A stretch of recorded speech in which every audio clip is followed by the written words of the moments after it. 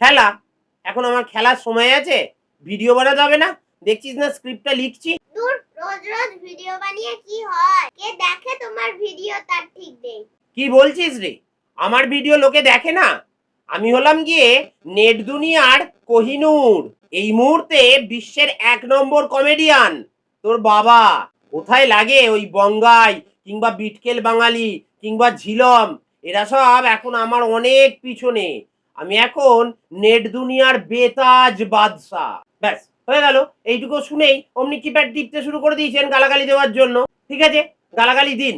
হ্যাঁ, আমি যদি ডায়লগ বাজ হই, আমি যদি ডায়লগ দিই, তাহলে অবশ্যই গালাগালি দেবেন। কিন্তু আমি বা ডায়লগ দেবো না কেন বলুন তো? সব ডায়লগ কি ওই বাঘা যতীনের কি যে করুণদার জন্যই বরাদ্দ থাকবে? আমাকে গালাগালি দিতে হলে যান আগে গিয়ে ওই করুণদাকে গালাগালি দিয়ে আসুন, যে সবসময় ভাট বকে মানুষজনকে অতিষ্ঠ করে তুলেছে। আচ্ছা, ওকে গালাগালি দেওয়া হয়ে গেছে, বেশ ঠিক আছে, তাহলে এবার আমাকেও গালাগালি দিন। তবে আমি কিন্তু নিছক মজার জন্যই কথাগুলো বললাম। না না না, আমার মধ্যে ওই করুণদার মতন মেগালোম্যানিয়া মোটেও নেই। আমার ভিডিও যে ভালো, এই যে সরি, একদমই ভালো হয় না সেটা আমি জানি। তাও আপনারা যে এতদিন আমাকে সহ্য করছেন সেটা আপনাদের উদারতা।